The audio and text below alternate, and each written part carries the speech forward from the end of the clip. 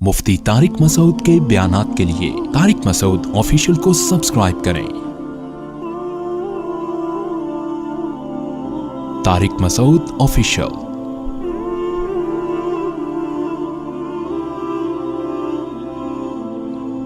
अल्लाह ताला ने फरमाया कि जो लोग मेरा इनकार करते हैं, नाशुक्री करते हैं, उनके लिए जहन्नम का अजाब है।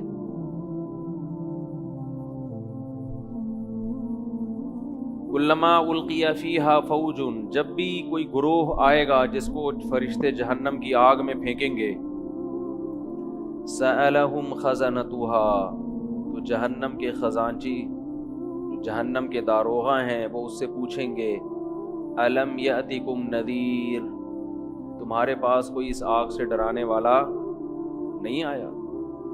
कैसे जा रहे हो आज तुम इस आग के अंदर? क़ालू, तो वो जवाब में कहेंगे बला, क्यों नहीं।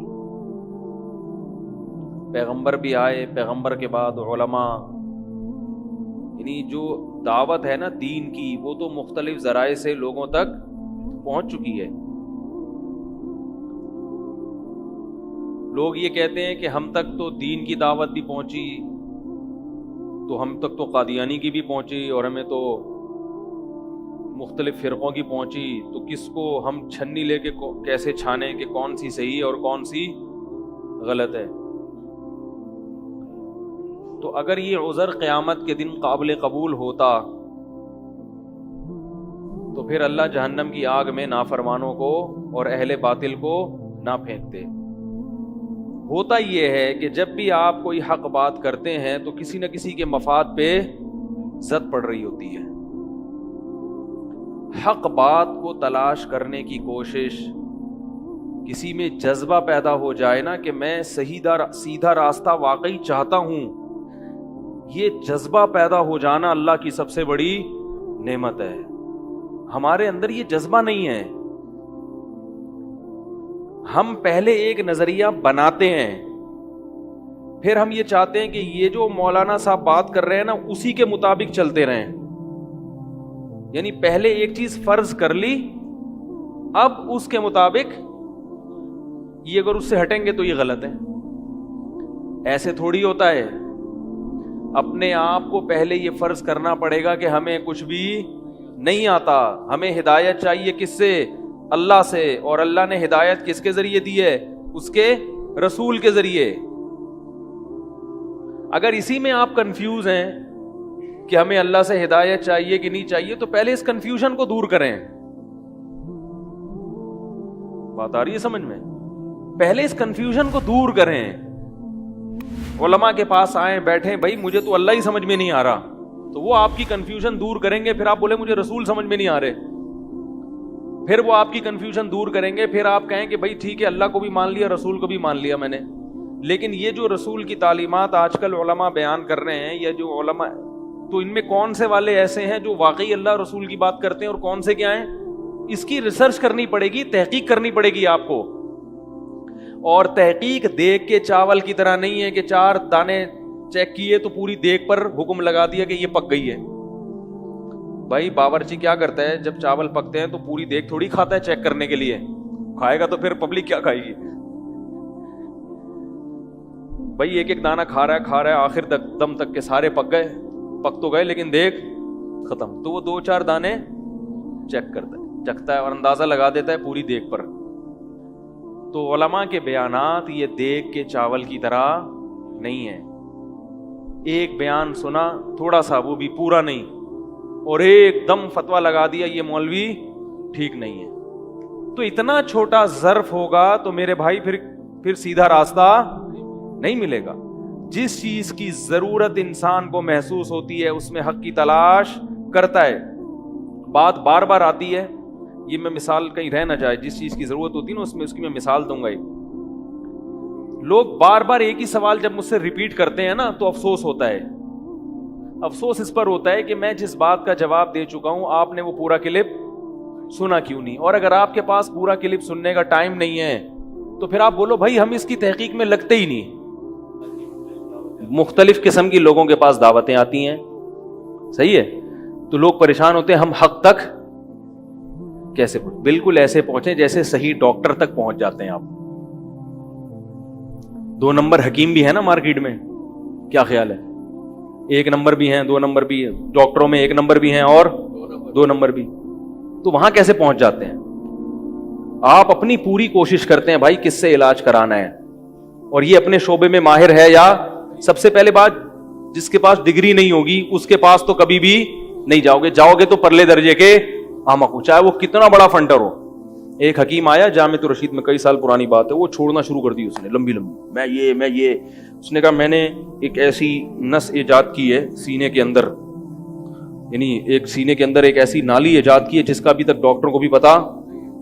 میں نے کہا یہ بہت بڑا چھوڑو, اس کو پتہ نہیں میڈیکل سائنس کہاں سے یہ ہم کو بیوقوف سمجھ رہا ہے. وہ پورا چیر پھاڑ کے میرے بھائی ایک ایک رگ چیک کر لی, اور انہوں نے ابھی ایک نئی نس ایجاد کر لی ہے. تو جیسے میڈیکل سائنس میں پوری ڈاکٹروں کی ایک جماعت ہے, ایک پینل ہے, ایک نیا آدمی اٹھ کے تمام ڈاکٹروں کے خلاف ایک نئی تحقیق مارکیٹ میں لائے گا, تو آپ بولو گے بھائی تجھے کتابوں کے حوالے اللہ کا واسطہ نہ دے, یہ تیری کتابیں تیرے حوالے اپنے پاس رکھ, یا تو یہ حوالے غلط ہیں یا ان حوالوں کا وہ مطلب نہیں ہے جو تو بیان کر رہا ہے. ایسے ہی علم دین میں پورا ایک علماء کا سیٹ اپ صدیوں سے چلا آ رہا ہے. اگر اس میں 2 نمبر ہیں تو 1 نمبر بھی اس میں موجود ہیں. پورا ایک سلسلہ چلا آ رہا ہے. اور یہ بھی بات یاد رکھو کہ خود رو پودوں کے قریب مت پھٹکو, کوئی بیک اپ ہونا چاہیے. جیسے رشتہ جب کرتے ہو, لڑکا اٹھ کے آئے آپ کی بیٹی کا رشتہ مانگنے, تو فیملی بیک اپ دیکھتے ہو کہ نہیں؟ وہ کہ میں بہت نیک ہوں, میں نمازی پڑھتا ہوں, زکات میں. ابا کون ہے؟ ابا کا تو مجھے پتا نہیں بھائی, مر گئے ہوں گے, نہیں مرے ورے نہیں, مجھے نہیں پتا کون ہے. بھائی قبر دکھا دو ابا کی, بھائی ابا کا کنفرم نہیں ہے, لیکن مجھے دیکھو, میرے ابا پہ کیوں جا رہے ہو؟ مجھے دیکھو کہ میں کیا ہوں, کتنا نیک ہوں. آپ بولے کہ تیرے باپ ہی کا نہیں پتا تو ہم تجھ پہ کیسے اعتماد کریں؟ کسی بھی عالم کو پہچاننے کے لیے سب سے پہلے دیکھا جاتا ہے یہ اس کا سلسلہ کیا ہے, کون سے بزرگ ہیں جن کا اس کے اوپر ہاتھ ہے, جنہوں نے اس پر اعتماد کیا ہے, جنہوں نے اس کو ممبر پہ بیٹھنے کی اجازت دی ہے, جو اس کی غلطیوں پہ اس کو تنبیہ کر سکتے ہیں. ہمارا گھیرا تو بہت ہی تنگ ہے, ہمارے پیچھے تو ایک بہت بڑا ادارہ ہے, ہم تو ڈانٹ کھاتے ہیں خوشی سے. میں ایک جگہ بیان کر کے آیا, 6 سال پہلے ڈیفنس میں بیان تھا, ختم قرآن کے موقع پر 6-7 سال ہو گئے, بڑا زبردست, لوگ بھی بڑا خوش, مجمع ٹوٹ گیا, مل رہا ہے, گلے مل رہا ہے, اور لوگوں کیا پتا پھینکے آئے انہوں نے یہاں بڑا خوش. ہمارے استاذ جو تھے انہوں نے میرا بیان سنا, انہوں نے مجھے بتایا کہ یار بالکل صحیح نہیں کیا آپ نے, یہ باتیں آپ نے بالکل غلط کی ہیں. ہمارا اتنا سا منہ ہو گیا. اس وقت ان کی وہ بات سمجھ میں نہیں آئی, لیکن بعد میں واقعی سمجھ میں آئی کہ انہوں نے کہا کہ آپ غلط ٹریک پہ ڈال رہے ہو لوگوں کو. ان کا تجربہ زیادہ, ان کا علم زیادہ. پبلک تو خوش ہو گئی, پبلک کو گرم کرنا, پبلک کو نعرے لگوانا یہ کوئی مشکل کام نہیں ہے. جتنی الٹی باتیں کرو گے پبلک اتنا ہی زیادہ خوش ہوگی. تو انہوں نے کہا یہ آپ مجھے سمجھایا انہوں نے بٹھا کے, تو الحمدللہ میں نے کہا ٹھیک ہے, میں آئندہ یہ بات نہیں کروں گا. اور مجھے پتہ بھی چلا کہ بھائی صحیح کہہ رہے ہیں. تو یہ اندھی تقلید نہیں ہے, یہ جو بھی خاندانی ہوتا ہے نا, اس کا کوئی نہ کوئی ابا, اس کو اندھی تقلید نہیں کہتے. اندھی تقلید وہ ہوتی ہے کہ آپ نے اپنی لگام جس کے ہاتھ میں دی ہے وہ خود قابل اعتماد ہے ہی نہیں. جیسے جاہل پیر ہوتے ہیں جو خود قرآن و سنت کو فالو نہیں کر رہا, آپ نے اس کو فالو کرنا شروع کر دیا. پہلے یہ تو ثابت ہو کہ یہ خود قرآن و سنت کا عاشق ہے. تو ہمارا جن بزرگوں سے تعلق ہے, ہم نے زندگیاں ان کے ساتھ گزار کے پہلے یہ آبزرو کیا ہے کہ یہ خود بھی قرآن و سنت کو فالو کرتے ہیں کہ نہیں کرتے. پھر ہم نے ان سے اپنی لگام ان کے ہاتھ میں دی ہے. بھئی پہلے اطمینان ہوا کہ یہ ہمارے خیر خواہ بھی ہیں, امت کے خیر خواہ بھی ہیں, اندھے مقلد بھی نہیں ہیں. ان کو حق بات ملتی ہے تو یہ اپنے بزرگوں سے اختلاف کرتے ہیں احترام کے ساتھ. پوری اطمینان کے بعد انسان پھر کسی پر اعتماد کرتا ہے. اندھی تقلید یہ ہوتی ہے کہ جو ملے وہ پھونکے لگائیں, جن چڑیل بھوت بھگا لیے, یا شکل اچھی ہے اس کی تو بس جو پھر حضرت نے پھینکنا شروع کی اور آپ نے لپیٹنا شروع کر دی. ٹھیک ہے نا, ایسا نہیں ہوتا.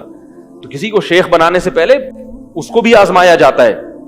اور میں تو اس میں اور احتیاط کرتا ہوں کہ اس زمانے میں تصوف میں کسی کو شیخ بنانے سے پہلے یہ ضروری ہے, اتنا کافی نہیں ہے کہ اس کو کسی بزرگ سے خلافت ملی ہو. نہ, آج کل خلافتیں ملنا بہت آسان. کسی کو بھی نائب بنا دیا جاتا ہے اپنا, آپ بھی اس کے ساتھ رہو, اس کی صحبت میں بیٹھو, اس کے بعد آپ اندازہ لگاؤ کہ واقعی یہ صحیح بات کر رہے ہیں کہ نہیں کر رہے, صحیح عمل ان کی زندگی میں ہے یا نہیں ہے. دنیا کے ایسا تو نہیں کہ یہ لالچی لوگ ہوں, کیونکہ انسان سے غلطی ہو سکتی ہے, تو بعض دفعہ ہمارے بزرگ سے غلطی ہو جاتی ہے خلافت دینے میں, ایسے کے بہت سارے واقعات ہیں. تو اس لیے صرف خلافت ملنا کافی نہیں ہے, بلکہ آپ بھی اس پر بیٹھو اور اس پر اعتماد کرو کہ واقعی یہ نیک ہے یا نہیں. اور اتنا بھی کافی نہیں کہ نیک ہو, یہ بھی کہ آپ کو اس سے فائدہ بھی ہو رہا ہے کہ نہیں ہو رہا. بعض دفعہ ڈاکٹر اچھا ہوتا ہے مگر آپ کو فائدہ نہیں ہو رہا ہوتا, آپ کو محلے کے ایک اسپیشلسٹ سے فائدہ نہیں ہو رہا ہوتا اور محلے کے کسی چھوٹے موٹے حکیم سے فائدہ ہو جاتا ہے. تو انسان کا اپنا مزاج ہوتا ہے, اپنے اثرات ہوتے ہیں, یہ ہر چیز اثر کرتی ہے. تو جس کی مجلس میں بیٹھ کر فائدہ ہو رہا ہو اس پر انسان اعتماد کرے, اور بشرطے کہ اس کے پاس صحیح علم بھی ہو. یہ سب چیزیں جو ہے اس میں اثر کرتی ہیں. کہاں سے کہاں بات چلی گئی یار. میں پہلے وہ موضوع تو مکمل کر دوں نا جو سورہ ملک کی آیت میں نے پڑھی ہے. تو سورہ ملک کی جو آیت میں نے پڑھی ہے اس میں نے بتایا کہ اللہ تعالیٰ فرماتے ہیں کہ ان سے کہا جائے گا کہ تمہارے پاس کوئی ڈرانے والا نہیں آیا, تو یہ کیا کہیں گے, آیا تھا. تو اس پر ایک اشکال ہوتا ہے کہ بھئی آپ کہیں گے ہمارے پاس تو بہت سارے لوگ آئے ہیں, اور ہر آدمی کس کی طرف کھینچ رہا ہے, اپنی طرف. تو اس سے پتا چلا کہ جہنمیوں کو پتا ہوگا ان میں کون سا صحیح تھا اور کون سا, بولو بھائی, غلط. تو یہ پہچاننا زیادہ مشکل کام نہیں ہے. اللہ کو حاضر ناظر جان کر آخرت کو سامنے رکھ کر آبزرو کیا کریں کہ کس کو فالو کرنا ہے اور کس کو نہیں کرنا. سمجھ رہے ہیں بات کو؟